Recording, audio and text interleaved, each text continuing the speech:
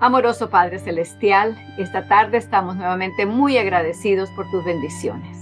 Sabemos, Señor, que toda bendición que recibimos, así como también las que reciben nuestros amados, vienen porque el sacrificio de Cristo es la base y es lo que ha comprado y pagado por cada una de las bendiciones que recibimos gratuitamente nosotros. Te pedimos que en esta tarde también nos dé la bendición de tener a tu Espíritu Santo para que Él sea quien nos enseñe, nos aclare las cosas y nos ayude a recordarlas después, para que lleguen a ser parte no solamente de nuestro conocimiento teorético, sino que sean parte de nuestro conocimiento práctico de nuestra vida diaria. Gracias, Señor, por todo lo que haces por nosotros, en nosotros y a través de nosotros. Te lo agradecemos en el nombre bendito de Cristo Jesús. Amén. Entonces, con esto vamos a pasar al repaso de los versículos de memoria. Esta vez vamos a repasar los de la primera mitad de los que nos hemos aprendido. El primero es de Juan 15:5 y dice: yo soy la vid, vosotros los pámpanos. El que está en mí y yo en él, este lleva mucho fruto, porque sin mí nada podéis hacer. Eso es un punto para que nosotros lo creamos, tanto como creemos el hecho de que en Cristo sí lo podemos todo, ¿verdad? Juan 5:30 le sigue a ese y dice: no puedo yo. Entonces Cristo, hablando de sí mismo, dice: no puedo yo de mí mismo hacer nada. Como oigo, juzgo, y mi juicio es justo, porque no busco mi voluntad, mas la voluntad del Padre que me envió. Romanos 5:20 habla de la ley, del pecado y de la gracia. Y la ley entró para que el pecado abundase. Pero cuando el pecado abundó, sobreabundó la gracia. Y le damos gracias a Dios porque eso sigue siendo todavía verdad en nuestras vidas, y en cualquier lugar donde abunde el pecado, la gracia siempre va a superabundar. Luego Filipenses 2:5-8. Haya pues en vosotros este sentir que hubo también en Cristo Jesús, el cual, siendo en forma de Dios, no tuvo por usurpación ser igual a Dios. Sin embargo, se anonadó a sí mismo, tomando forma de siervo, hecho semejante a los hombres. Y hallado en la condición como hombre, se humilló a sí mismo, hecho obediente hasta la muerte y muerte de cruz. La muerte más vergonzosa. Romanos 6:23. Porque la paga del pecado es muerte, mas la dádiva o el regalo de Dios es vida eterna en Cristo Jesús, Señor nuestro. Luego viene la promesa de Jeremías 29:11, la confirmación de que Dios no solamente se acuerda de nosotros una vez cada 1000 años, no.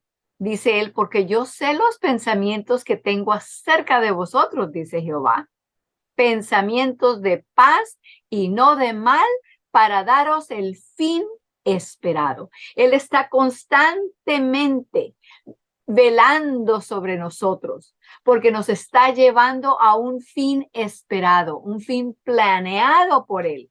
Si se lo permitimos, así lo hará. Luego viene Gálatas 5:6, porque en Jesucristo ni la circuncisión vale algo, ni la incircuncisión. ¿Qué es lo que vale? Sino la fe que obra por amor. Eso sí es lo que vale. Muy bien.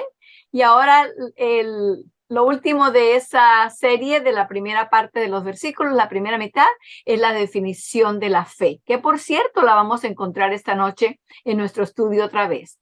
Esta venía del capítulo 7, la página 97, y dice: la fe es el confiar o esperar que la palabra de Dios haga lo que ha dicho. Y el depender de que la palabra de Dios por sí misma haga lo que ha dicho. Muy bien, vamos a darle un repaso al versículo de memoria de este capítulo. Estamos en el capítulo 15, que se titula La justificación o rectitud por la fe, y escogimos como versículo de memoria para este capítulo Filipenses 2, 9 al 13. Acabamos de repetir el capítulo 2 del 5 al 8. Ahora vamos a seguir después del 8, del 9 hasta el 13. Y dice, por lo cual Dios también le ensalzó a lo sumo y dióle un nombre que es sobre todo nombre, para que en el nombre de Jesús se doble toda rodilla, de los que están en los cielos, y de los que en la tierra, y de los que debajo de la tierra. Y toda lengua confiese que Jesucristo es el Señor, a la gloria de Dios el Padre. Luego vienen los versículos 12 y 13, que queremos tener siempre presente. Esos dos versículos no deben separarse, porque si no, nos dan una mala idea, una idea errónea del tema que está hablando. Porque el versículo 12 presenta una parte de ese pensamiento y el resto viene en el versículo 13. Vamos a repetir el 12 y el 13 entonces. Por tanto, basado en lo que ya hemos dicho de que Cristo vino y que siendo Dios se anonadó a sí mismo y hecho en forma de siervo, etcétera, etcétera, y que el nombre que Dios le ha dado es un nombre por encima de todo nombre al cual toda rodilla se va a doblar y toda lengua va a confesar. Basado en todo eso viene entonces ahora el consejo del apóstol Pablo. Dice, por tanto, amados míos, como siempre habéis obedecido, no como en mi presencia solamente, sino mucho más ahora en mi ausencia. Ocupaos. Ocupaos quiere decir trabajad, obrad, ¿verdad? Ocupaos en vuestra salvación con temor y temblor. Y esto no es un temor de miedo, no es un temor de que le vamos a tener miedo a Dios, no. Este temor es reverencia. Reverencia y tomar las cosas en serio, ¿verdad? Ocupaos en vuestra salvación con reverencia y seriedad. Luego el 13 continúa el pensamiento y dice, porque Dios es el que en vosotros obra, así el querer como el hacer por su buena voluntad. En otras palabras, ocupaos en no llevarle la contraria a lo que Dios está haciendo. Él pone en ustedes el querer y el hacer. Ustedes ocúpense de permitir que eso se presente, se muestre delante de todos los hombres para que vean vuestras obras buenas y glorifiquen a vuestro Padre que está en los cielos. Entonces, ese es el del capítulo 15 en el cual estamos ahora. Eso era Filipenses 2 del 9 al 13. Por favor, síganlo repasando, escríbanlo en un papel separado o en tarjetas y llévenlo con ustedes a donde vayan, ya sea a la escuela, al trabajo, a la cocina si están cocinando, si están por la mañana, si ponen uno en el espejo cuando se levantan por la mañana y se van a cepillar los dientes y a peinarse el cabello, ahí lo pueden ver y lo pueden ir repasando. Tomar en serio la comida espiritual para que así estemos alimentados y seamos fortalecidos. Entonces pasemos ahora a nuestro estudio.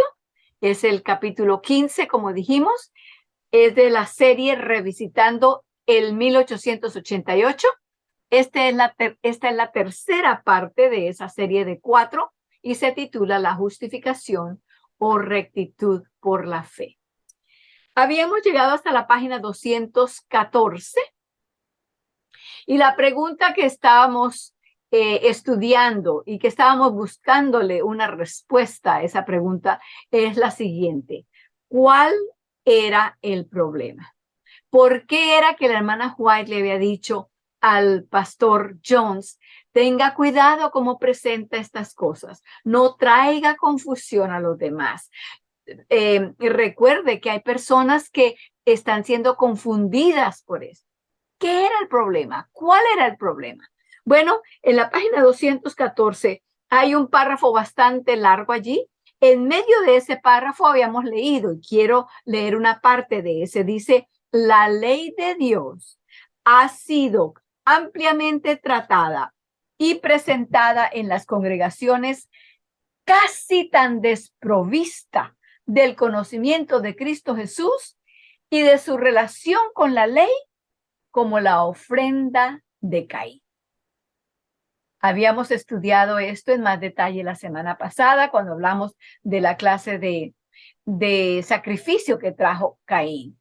Eran de su hortaliza, de sus vegetales, de su jardín. Eso fue lo que decidió traer y eso estaba completamente vacío de la representación de Cristo, vacío de lo que deberían haber señalado cada uno de los sacrificios que se traían, vacío de lo que Cristo iba a hacer en su ministerio cuando viniera y que ya, por cierto, no solamente iba a hacerlo cuando viniera a morir, pero la cruz del Calvario ya tenía beneficio para todas las personas desde Adán hasta que la cruz fue. Y claro, por supuesto, de ahí para adelante también.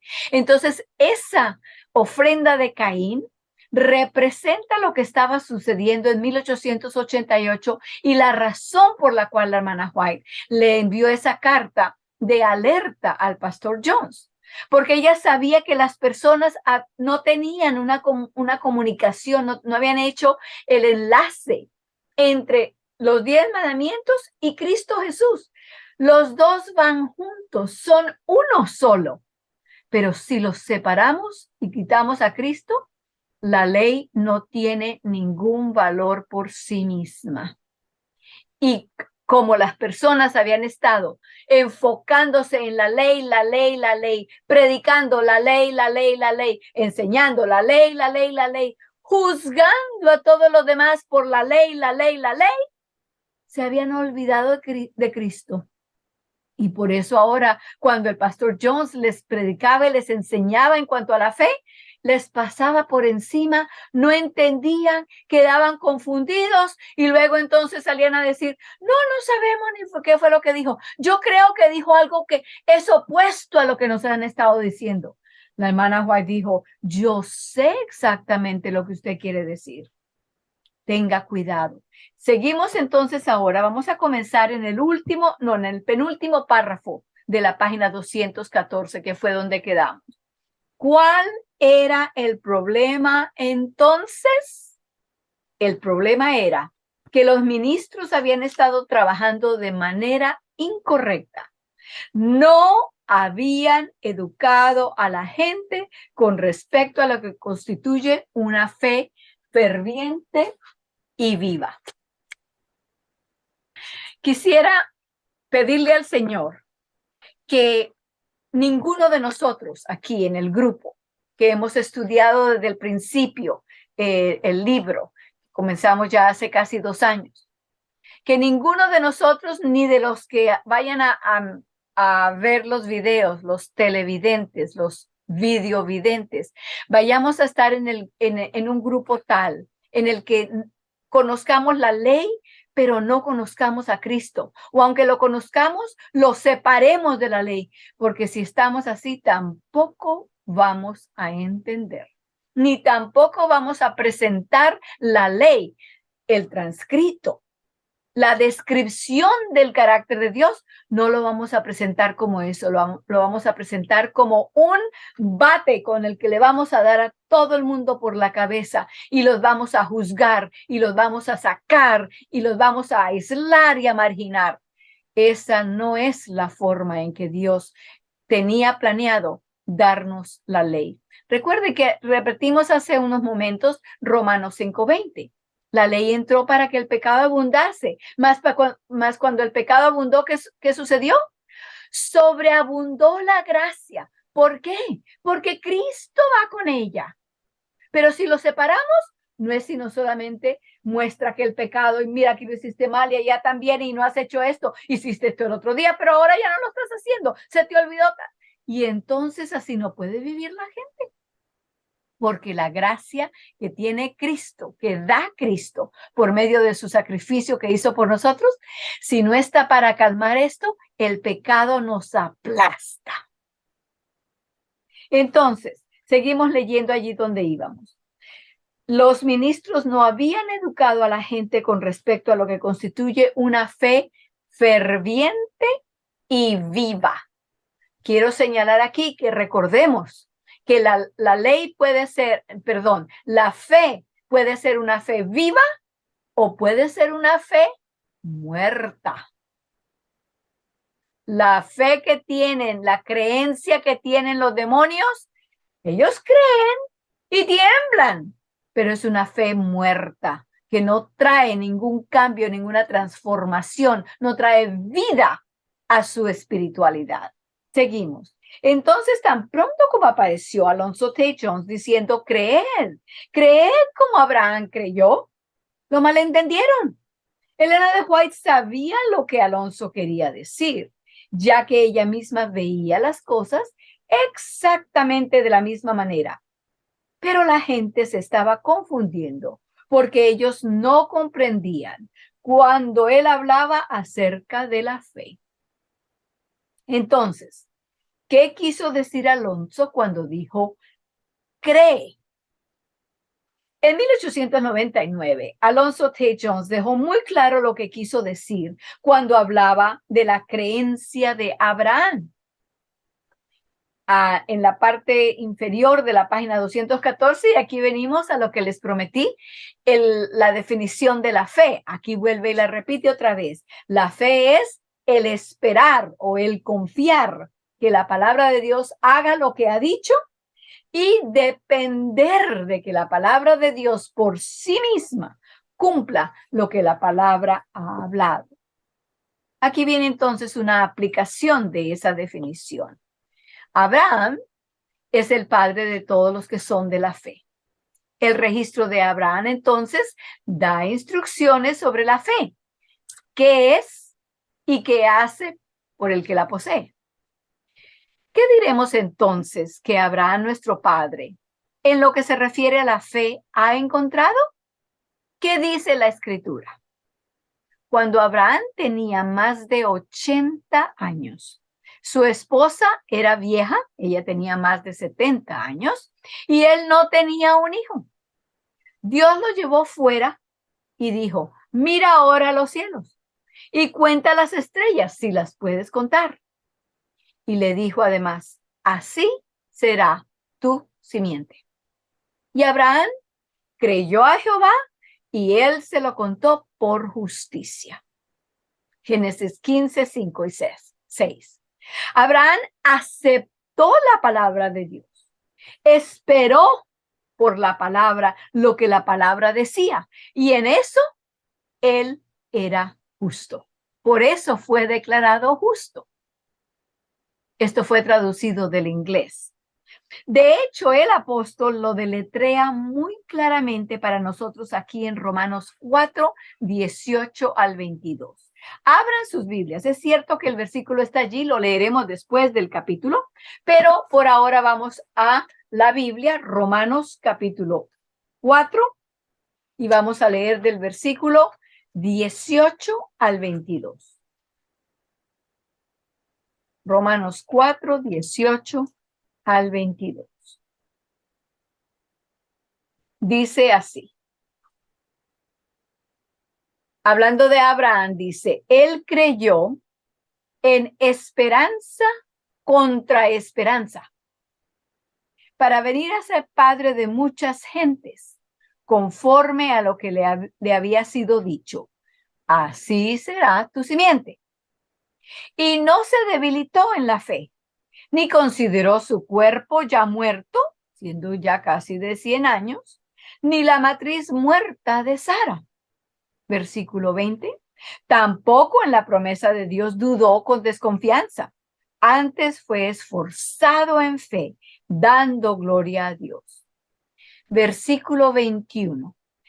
Plenamente convencido de que todo lo que le había prometido era también poderoso para hacerlo. Y Una de las razones por las cuales quise que lo buscaran en su Biblia es por esta razón siguiente. Por favor, en sus Biblias, subrayen el versículo 21.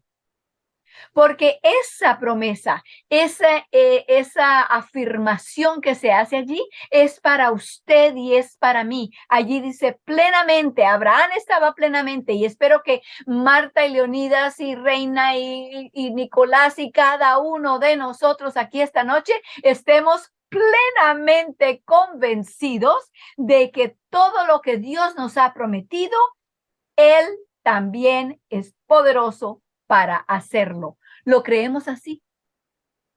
¿Lo creemos así?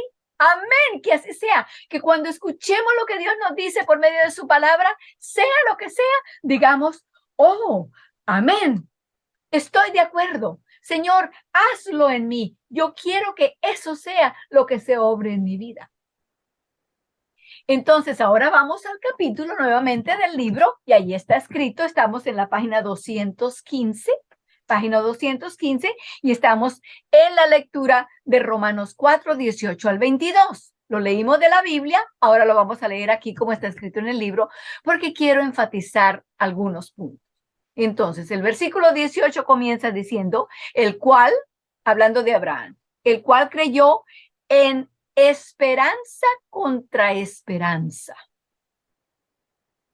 Creyó en esperanza contra esperanza. A ver, pensemos en eso. No tomemos las palabras solamente, vamos a meditar en esto, vamos a reflexionar. El cual creyó, Abraham creyó en esperanza contra esperanza. ¿Creyó en cuál esperanza? En la esperanza basada en Dios, ¿verdad? Él creyó en esa, pero esa esperanza basada en Dios estaba contra toda esperanza que la humanidad le hubiera podido dar a Abraham. Cada doctor, cada ginecólogo, cada obstetra le hubiera dicho, no, Abraham, olvídese de tener un hijo. Ya usted tiene más de 80 años. ¿Y su esposa? Porque si usted fuera solamente usted, pero su esposa ha sido estéril toda la vida. Ahora más encima ya tiene la menopausia. Y más de eso tiene también más de 70 años. Olvídese de eso. Ni siquiera lo considere en su mente. Ni se ponga a estar orando por eso. Le hubieran dicho. Pero Abraham creyó en la esperanza basada en Dios, la cual estaba completamente opuesta a toda esperanza humana que le hubieran podido dar. Pero ¿saben ustedes, hermanos? Hoy día es la misma cosa. No ha cambiado. La esperanza basada en los seres humanos, aún en nosotros mismos, ¡oh! Nosotros también somos humanos, ¿verdad?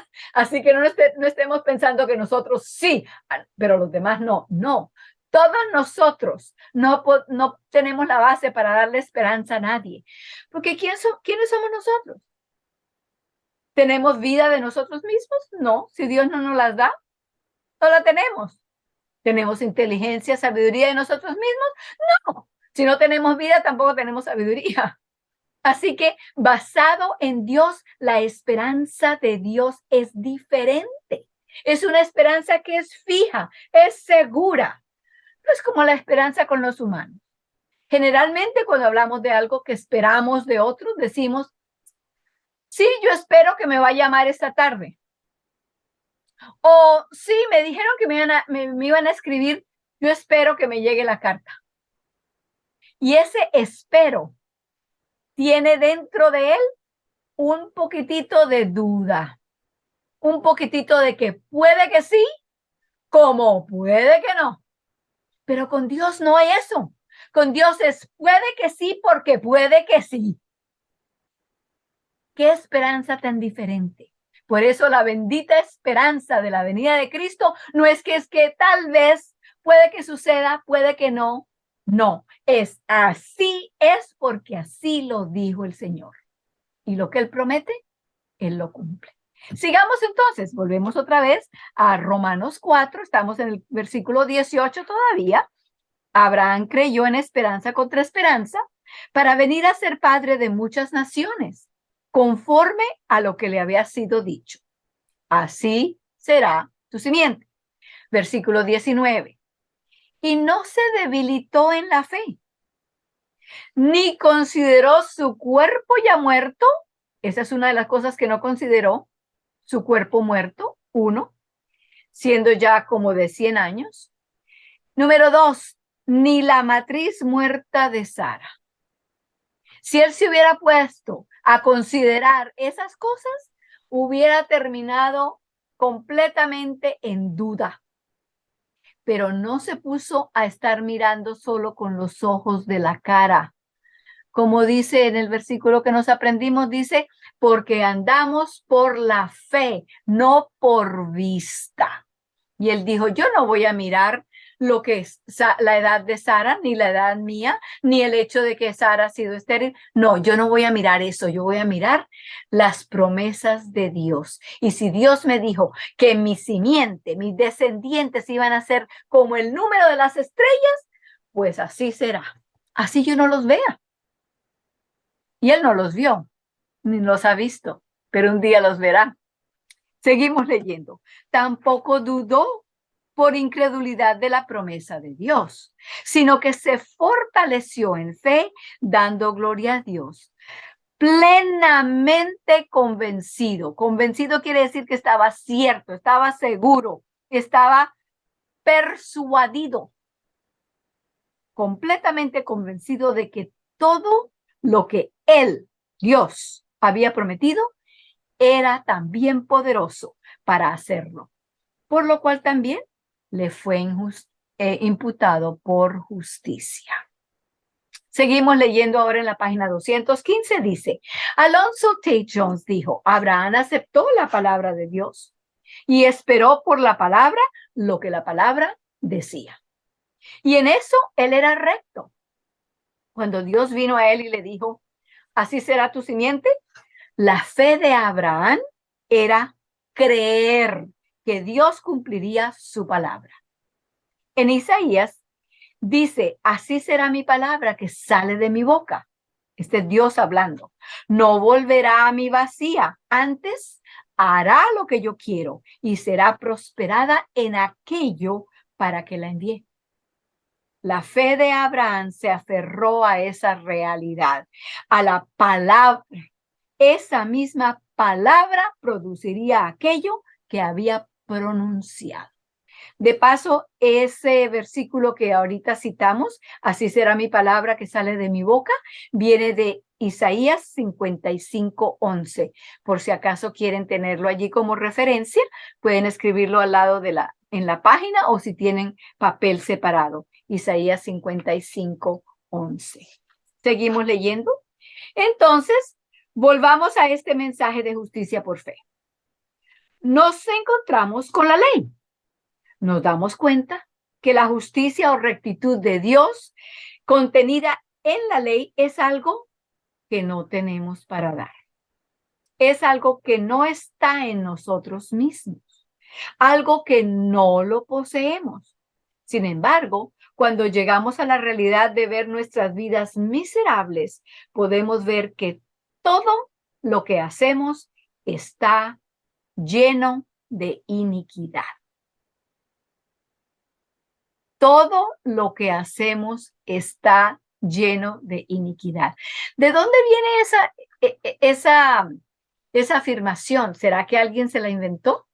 Te voy a mostrar en la Biblia dónde lo dice. En Isaías 64, si tienen sus Biblias allí, por favor. Isaías está en el Antiguo Testamento. Es un libro más bien grandecito. Si encuentran a Jeremías, está antecito de Jeremías. Es Isaías, Jeremías.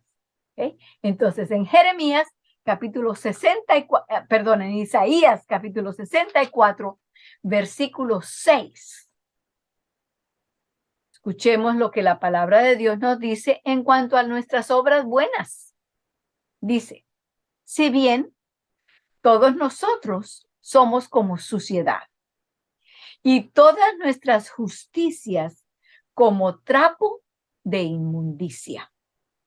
Y caímos todos nosotros como la hoja, y nuestras maldades nos llevaron como el viento. Noten que allí no dice que nuestras injusticias son como trapos de inmundicia. Bueno, si son las injusticias, son las cosas malas, ya sabemos que esas son como trapos de inmundicia. Pero lo que la palabra de Dios nos dice es que nuestras justicias, nuestras cosas buenas, nuestras buenas obras, nuestro buen trabajo, es como trapos de inmundicia.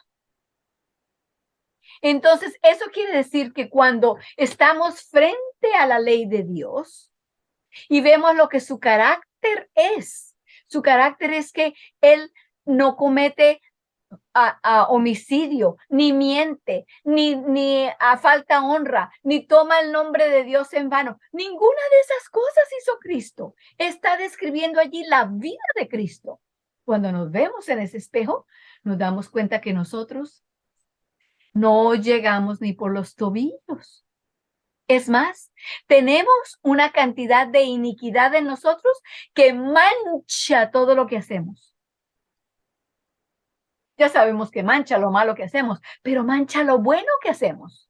Así que las cosas como, por ejemplo, compartir nuestro alimento con una persona que tiene hambre, dar una ofrenda para ayudar a los necesitados, ir a la iglesia, leer la Biblia, orar, todas esas son cosas buenas.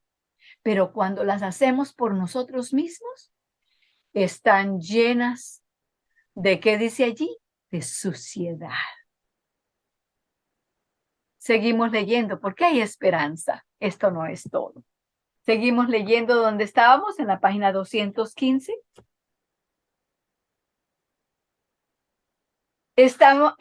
Nos damos cuenta que estamos llenos de iniquidad y clamamos, oh, ¿quién me salvará de la condenación de esta ley? No tengo para ofrecerle lo que ella demanda. Solo tengo estos harapos sucios, asquerosos. Son mi propio buen hacer, mi propio buen obrar, mi propia justicia. Entonces Jesús se acerca a nosotros y nos dice, ten, aquí está mi vida, una vida perfecta, una vida que está llena de las obras de Dios, no de las tuyas, de las obras de Dios. Tómala, créelo, cree que es tuya.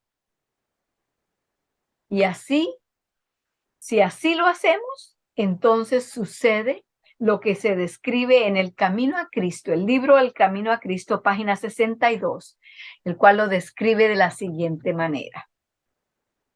El carácter de Cristo reemplaza el vuestro y sois aceptados por Dios como si nunca hubierais pecado.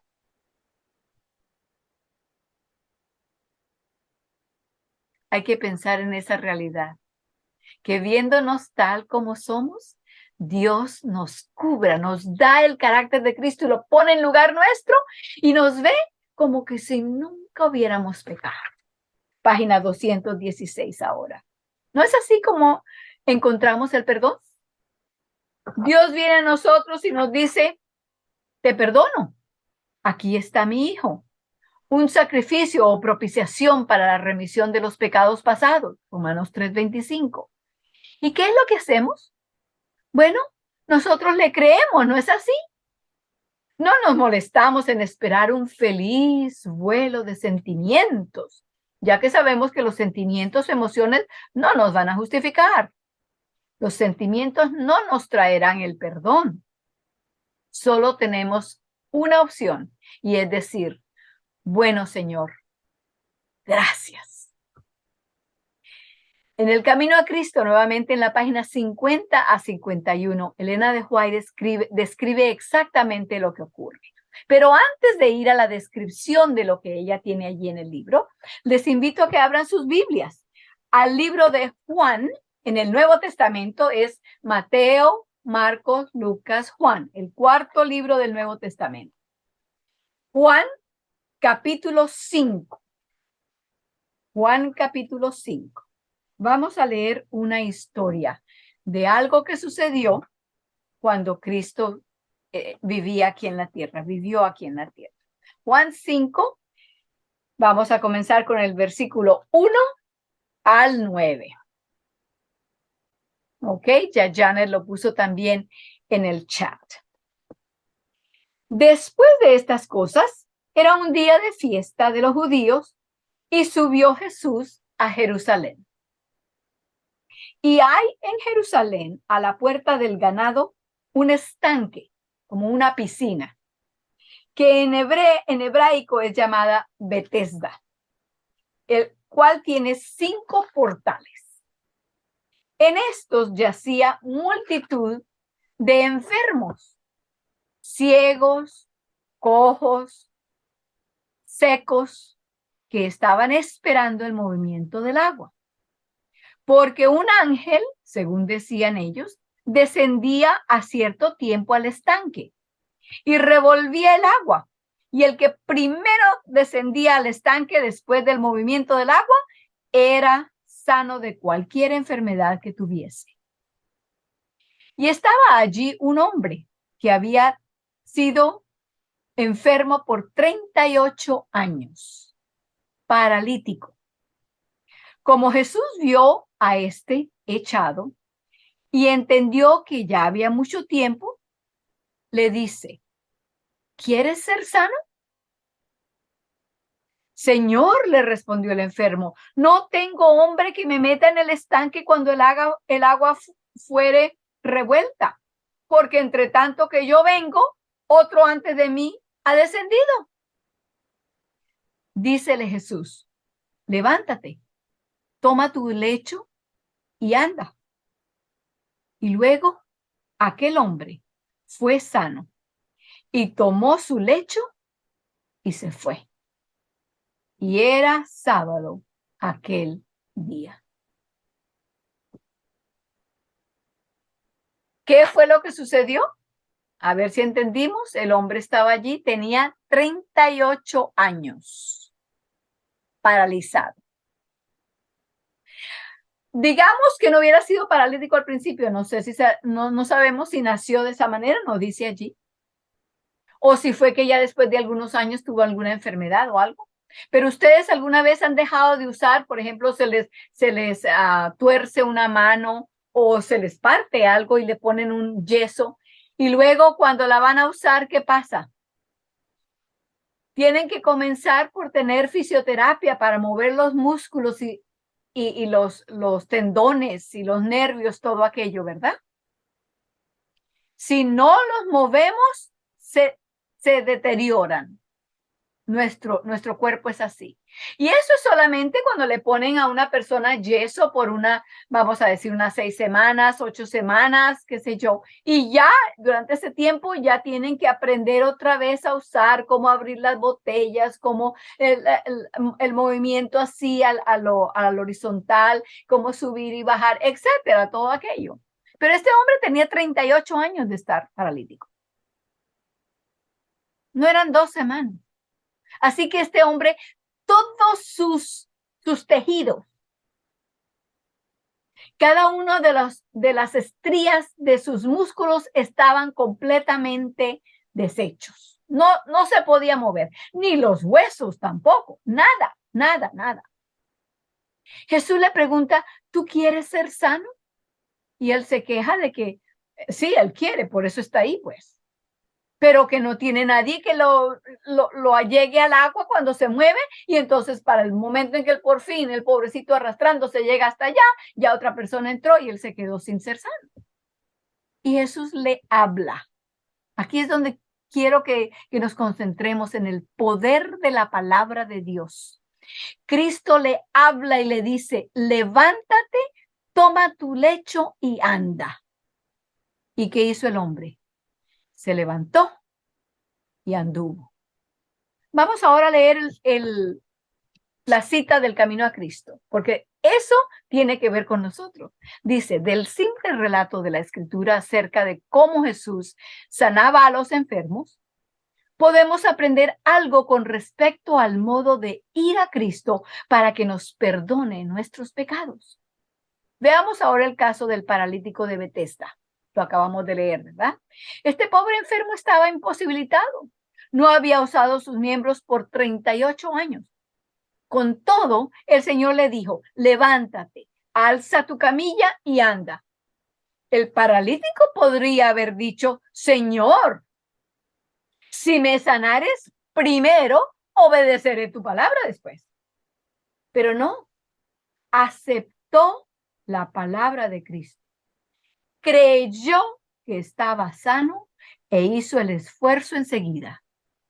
Quiso andar y anduvo. Confió en la palabra de Cristo y Dios le dio el poder. Así fue sanado. Tú también eres pecador. No puedes expiar tus pecados pasados. No puedes cambiar tu corazón y hacerte santo. Mas Dios promete hacer todo esto por ti mediante Cristo. ¿Crees en esa promesa? Confiesas tus pecados y te entregas a Dios. ¿Quieres servirle? Tan ciertamente como haces esto, Dios cumplirá su palabra contigo. Si crees la promesa, si crees que estás perdonado y limpiado, Dios suple el hecho. Estás sano, tal como Cristo dio potencia al paralítico para andar cuando el hombre creyó que había sido sanado. Así es si lo crees. Aquí Elena de White está hablando tan claramente como Alonso Jones, ¿no es así? Sigue diciendo en el camino a Cristo, dice, no aguardes hasta sentir que estás sano, mas di, lo creo. Así es, no porque lo sienta, sino porque Dios lo ha prometido. Amén. Créelo y Dios suplirá el hecho. Es tan claro y simple, exactamente como Jones mismo lo expuso. Vamos entonces a dejar la lectura hasta aquí esta noche. Marquen en sus libros donde quedamos para regresar aquí la próxima vez. Pensando en esta experiencia de este hombre paralítico por 38 años, recordemos cómo Cristo lo sanó y cómo la palabra, Él no le hizo nada, no le dio nada. Su palabra tuvo el poder para sanarlo. Creamos en ese poder porque la palabra de Dios tiene el mismo poder hoy que tuvo hace 2000 años cuando Cristo sanó a este paralítico. ¿Es así? Si lo creemos. Postrémonos de rodillas para orar.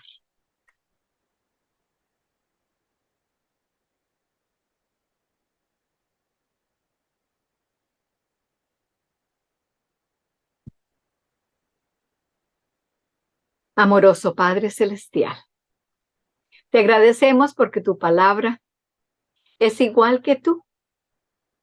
Tú no cambias, tú eres el mismo ayer y hoy y por los siglos, y tu palabra es la misma también de ayer, de hoy y por los siglos, y tiene el mismo poder, la misma potencia, Señor. Ayúdanos para que creamos, para que ese poder de tu palabra entonces pueda actuar en nosotros. ¿Qué hubiera sucedido si el paralítico se hubiera puesto a decir, pero Señor, tú no entiendes, son 38 años los que tengo aquí y me llevan y me traen porque yo no puedo caminar? Señor, yo no estaría aquí si yo pudiera cargar mi cama. Pero no se detuvo a argumentar, sino que cuando Cristo le dijo, levántate, toma tu lecho y anda, él entonces hizo el esfuerzo y allí estuvo la potencia de tu palabra para que sus músculos, sus tendones, cada fibra de sus músculos trabajara como debía trabajar porque él creyó. Señor, batallamos también con nuestros pecados y a veces nos dejamos llevar por el sentido de culpabilidad.